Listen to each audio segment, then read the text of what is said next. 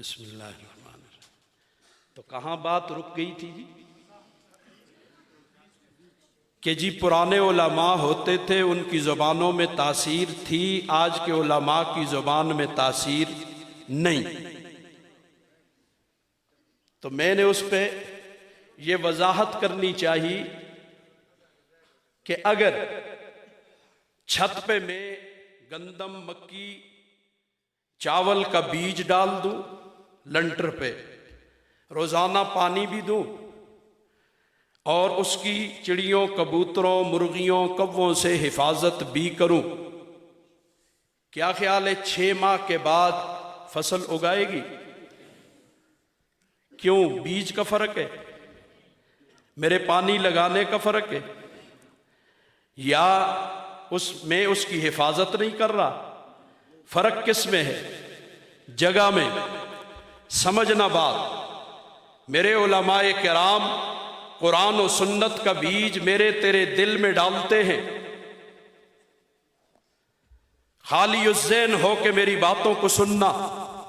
آج ہر مسلمان کا ذہن مشوش ہو چکا ہے، جب تک خالی الذہن ہو کے نہیں سنیں گے بات سمجھ نہیں آئے گی۔ تو جب علماء کرام ہمارے دل کی زمین پہ قرآن و سنت کا بیج ڈالتے ہیں، ہمارا دل اس بیج کو قبول، اس لیے کہ ہمارے دل سنگ مرمر ہو گئے، ہمارے دل پتھر ہو گئے، ہمارے دل اس لنٹر کی طرح سخت ہو گئے۔ تو جب اس لنٹر پہ مادی اعتبار سے ہر آدمی مانتا ہے کہ لنٹر پہ فصل نہیں اگ سکتی، تو پھر قرآن و سنت کا جو بیج ڈالا اب وہ کیسے اگے گا؟ ہم نے، میرے دل کی زمین نے اس قرآن و سنت کے بیج کو قبول ہی نہیں کیا۔ میں نے انگریز کی تہذیب کو قبول کیا، میرے ملک کے طول و عرض میں تمہیں اس کی بہاریں نظر آئیں گی۔ ہم نے قرآن و سنت کے بیج کو قبول نہیں کیا، اس لیے اس کی بہاریں ماند ہو جائیں گی، فصل نہیں اگے گی۔ ہم نے ہندوؤں کی تہذیب کو قبول کر لیا، اس لیے ہندو کی تہذیب تو نظر آئے گی، مسلمان کی تہذیب نظر نہیں آئے گی۔ مجھے بتانا، قرآن سے اعلیٰ نظام کسی کے پاس ہے تو دکھا دے، اس سے بڑا بیج کسی کے پاس ہے تو دکھا دے۔ جب پوری دنیا کا کفر بھی مانتا ہے، قرآن سے اعلیٰ نظام کسی کے پاس نہیں۔ جب نہیں ہے تو اس کی راستے کی رکاوٹ ہم ہیں۔ ہم نے انگریز کی غلامی کو قبول کر لیا، ہم نے محمد الرسول اللہ کی غلامی کو قبول نہیں کیا۔ یہ اس کا خمیازہ دے، مولوی وہی ہے۔ پھر اگلی بات کہہ دوں اور وضاحت ہو جائے، پھر اختصار کر کے بات ختم کروں۔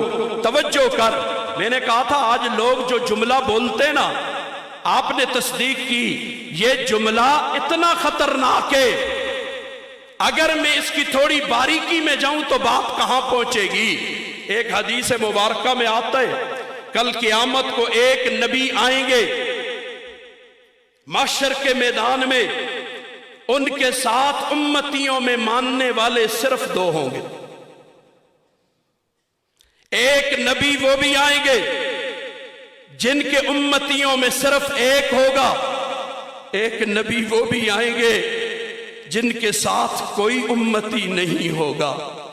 مجھے بتائیے، کیا زبان نبوت میں تاثیر نہیں تھی؟ یہ جملہ بولنے والے اب اس مقام پہ کیا جواب دیں گے؟ دور کیوں جاتے ہیں اور قریب آتے ہیں؟ یہی قرآن مجید صدیق اکبر نے سنا، یہی قرآن مجید ابو جہل نے بھی تو سنا تھا۔ نہیں سمجھ آئی میں کیا کہہ گیا؟ یہی قرآن صدیق اکبر نے سنا، کس کی زبان سے؟